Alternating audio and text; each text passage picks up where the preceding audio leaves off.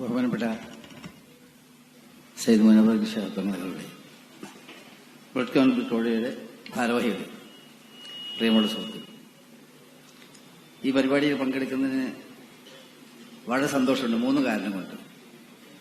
ഒന്ന്, ഈ ബ്രിക്കോ അതിന്റെ ജന്മഭൂമി എന്റെ മണ്ഡലത്തിലെ കോട്ടക്കലാണ്. അന്ന് മുതൽ പല സംഗതിയായിട്ട് ഞാൻ ഇവരായിട്ട് ബന്ധം. രണ്ടാമത്തെ കാര്യം, ഈ ബ്രിക്കോ എന്റെ തന്നെ ഒരു പേഴ്സണൽ ട്യൂട്ടറാണ്. ഞാനിവരെ വിളിക്കില്ല എപ്പോഴും ഓരോ കാര്യത്തിൽ. ഇവര് ഇവിടെ വരാൻ പോലും ഇവിടെ വരുത്താതെ അവിടെ വന്ന് എന്റെ മുറിയിൽ വന്ന് എന്നെ ഈ പല സോഫ്റ്റ്വെയറിന്റെയും ആപ്പിന്റെയും ഒക്കെ കാര്യത്തിൽ സഹായിക്കാറുണ്ട്.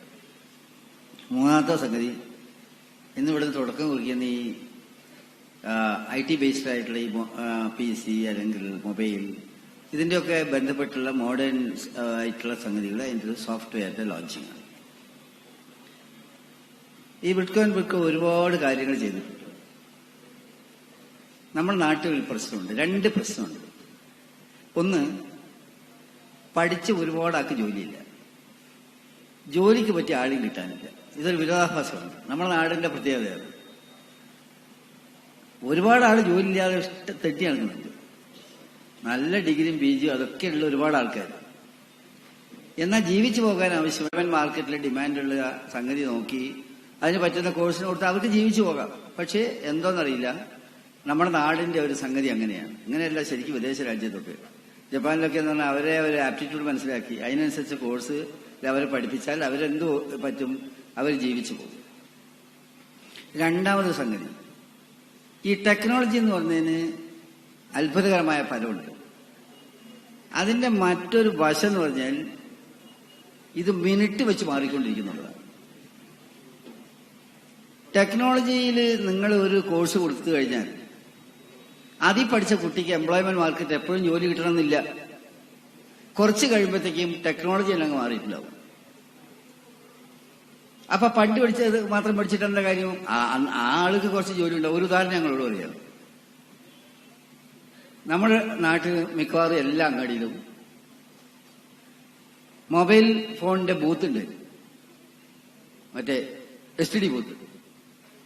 മക്കത്തൊക്കെ എന്ന് പറഞ്ഞാൽ ഹറമിന്റെ ചുറ്റുഭാഗത്തുള്ള അറബികൾ എന്ത് ചെയ്തു വെച്ചാൽ അവിടെ ഉണ്ടാകുന്ന മുഴുവൻ ജ്യൂസ് കടി ഒഴിവാക്കിയിട്ട് അവിടെയൊക്കെ ഇതാക്കി ബൂത്താക്കി.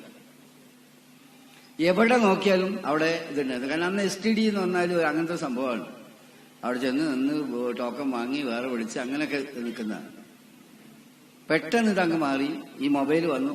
അങ്ങനെ സാധനം തന്നെ ഇപ്പൊ അവിടെ എവിടെയില്ല, അതിന്റെ ആവശ്യമില്ല, നാട്ടിലും ഇല്ല. അപ്പൊ എല്ലാവരും പറഞ്ഞു വലിയ കഷ്ടമായി പോയല്ലോ, STD ബൂത്ത് വല്ലം പോയി എത്ര ആള് ജീവിച്ചു പോകുന്നത് നിന്നു ചെയ്യുന്നു. ഉടനെ ടെക്നോളജി മാറിയപ്പോ ഈ STD ബൂത്തിൽ നിന്ന കുട്ടികളൊക്കെ മൊബൈലിന്റെ സംഗതിയിലേക്ക് പോയി. അതിന്റെ ചിപ്പ് മാറ്റല്, അങ്ങോട്ട് മാറ്റല്, റെക്കോർഡ് ചെയ്യല്, അത് ചെയ്യല്, ഇത് ചെയ്യല്, ആയിരക്കണക്കിന് ആളുകൾ ആ സ്വഭാവത്തിലേക്ക് പോയി. അപ്പൊ വേണ്ട എന്താന്ന് വെച്ചാൽ ടെക്നോളജി മാറുമ്പോൾ തന്നെ അതിനനുസരിച്ച് മാൻ പവർ ജനറേഷൻ ഉണ്ടായാലേ പറ്റുള്ളൂ. പണ്ടത്തെ ടെക്നോളജി ആയിട്ട് നടക്കാൻ ഒക്കില്ല. ഇപ്പൊ നിങ്ങൾ ഇവിടെ ഫോട്ടോ എടുക്കുന്നുണ്ട്, എല്ലാവരുടെ കയ്യിൽ ഇപ്പൊ ഫോട്ടോ ഉണ്ട്, ബാക്കിൽ ഇരിക്കുന്നതൊക്കെ എടുത്തുകൊണ്ടിരിക്കുന്നത്. ഇപ്പൊ ഞാൻ സെൽഫിന്റെ ഒരു സമയം കണ്ടെത്തിയിട്ടില്ല, അപ്പൊ മീറ്റിംഗ് തന്നെ പോകാൻ ഒക്കില്ല, അത് വേറെ കാര്യം. അപ്പൊ അങ്ങനെ നിൽക്കുന്ന ഒരു കാലം നിങ്ങൾ ആലോചിച്ച് നോക്കി. ഈ ഫോട്ടോ എടുക്കുന്ന സംഗതി ക്യാമറ ഉണ്ടായിരുന്ന സമയത്ത് അതിലെടുത്ത് അതിൽ 32 ഫിലിം ഉണ്ട്, അത് കൊണ്ടുപോയി കഴുകി അത് പിന്നെ അങ്ങനെ ആക്കി. അതിന്റെ ഇടയിൽ എനിക്ക് തന്നെ പണ്ടൊരു അബദ്ധം പറ്റിയിട്ടുണ്ട്. ഈ എടുത്ത ഫിലിം എല്ലാം കൂടി ഇതാക്കി കൊണ്ടുപോയി അവിടെ നിന്ന് കഴുകുന്നിടത്ത് വന്ന് പറഞ്ഞു ഇതിൽ ഒന്നുമില്ലാതെ. ഞാൻ വെച്ചാൽ എന്തേ സംഭവിച്ചു, ഇതിൽ വെളിച്ചം കയറിപ്പോയി. ഫുജി എന്ന് പറഞ്ഞ കമ്പനി ഉണ്ട് ഊട്ടിയിൽ, 3000 ജീവനക്കാരാണ് ഫുജി കമ്പനിയിൽ ഉണ്ടായിരുന്നത്. ഫിലിമിന്റെ കമ്പനിയാണ് ഫുജി. ടെക്നോളജി പോയില്ലേ, ഈ സാധനം ഇപ്പൊ ഉണ്ട്. പണ്ടത്തെ ഒരു ക്യാമറ കിട്ടിയപ്പോ എന്താണ്, മൂക്കുപൊടി ഇട്ട് വെക്കാം അതിൻ്റെ ഉള്ളിൽ, അല്ലെങ്കിൽ പെന്ന് കുത്തി വെക്കാം അതിന് സ്റ്റാൻഡായിട്ട്. അതുകൊണ്ട് വല്ല കാര്യമുണ്ടോ നാട്ടിൽ? ടെക്നോളജി മാറിയപ്പോ എന്തുണ്ടായെന്ന് വെച്ചാൽ അതിനനുസരിച്ചിട്ട് പുതിയ മാൻ പവർ ജനറേഷൻ വന്നു. അവര് ആ ടെക്നോളജിയിലേക്ക് പോയി. അങ്ങനെ എല്ലാറ്റിന്റെയും കാര്യം ഇവരിവിടെ ചെയ്യുന്ന എന്താണ്? ഇവരിവിടെ ചെയ്യുന്നതും എംപ്ലോയ്മെന്റ് മാർക്കറ്റിൽ ഡിമാൻഡുള്ള സംഗതി നോക്കിയിട്ടുള്ള മാൻ പവർ ജനറേഷനാണ്.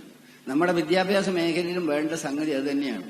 നിങ്ങൾക്ക് സർവേ, ലോകത്തിലെ എല്ലാ രാജ്യങ്ങളും അവരെന്താ ചെയ്യുന്നത്? They make A survey on the need of the employment market and then make man power generation. അതാണ് അവരെ കല. അത് വരുന്ന സമയത്ത് ആളിങ്ങനെ വഴി നടക്കേണ്ട കാര്യം ഉണ്ടാവില്ല. പിന്നെന്ന് പറഞ്ഞാൽ വലിയ പൈസയും കൊടുത്ത് ഒരുപാട് ഡിഗ്രി എടുത്ത് ആ ഡിഗ്രി എല്ലാം വാരിക്കൂട്ടി നിൽക്കുന്നതിന് പകരം ജീവിച്ചു പോകാൻ പറ്റുന്ന ജോലികൾ ഇതിന്റെ ഫലമായിട്ട് വരും. ഒരുപാട് കുട്ടികളുണ്ട് ഇന്ത്യന്റെ നാനാഭാഗത്ത്. ഇതിന്റെ നിങ്ങൾക്കിപ്പോ വലിയ പബ്ലിസിറ്റി വേണ്ട, കാരണം നിങ്ങൾ അംബാസഡേഴ്സ് ആയിട്ട് ഇവിടെ പഠിച്ച ഒരുപാട് കുട്ടികൾ ലോകത്തിന്റെ പല ഭാഗത്തും. അപ്പൊ അതെല്ലാം കൂടിയിട്ടുള്ള ഒരു പരിപാടിയാണിത്. നല്ല ഭാവന ഇതിലുണ്ട്. ശരിക്കും പറഞ്ഞാൽ തങ്ങളിവിടെ ഉദ്ഘാടനം ചെയ്തിട്ടുള്ള ഈ സംഗതി എന്ന് പറയുന്നത് ഇതിന്റെ ഒരു ഉദ്ഘാടനമല്ല, ഇത് ചിന്താലോകത്തിന്റെ ഇനോഗ്രേഷനാണ്. ആ നിലയിൽ ഞാൻ കാണുകയാണ്. My heartiest congratulations to Bridco and Bridco. ഏതായിരുന്നാലും ഈ സോഫ്റ്റ്വെയർ ഉദ്ഘാടനം ചെയ്യാൻ കൂടി എന്നെ നിയോഗിച്ചതിൽ ഈ കുടുംബത്തിൽ ഒരു അംഗം എന്നുള്ള നിലയിലുള്ള എന്റെ സന്തോഷം കൂടി ഇവിടെ രേഖപ്പെടുത്തിക്കൊണ്ട് ഞാനിത് ലോഞ്ച് ചെയ്തതായിട്ട് അറിയിക്കുന്നു. നന്ദി.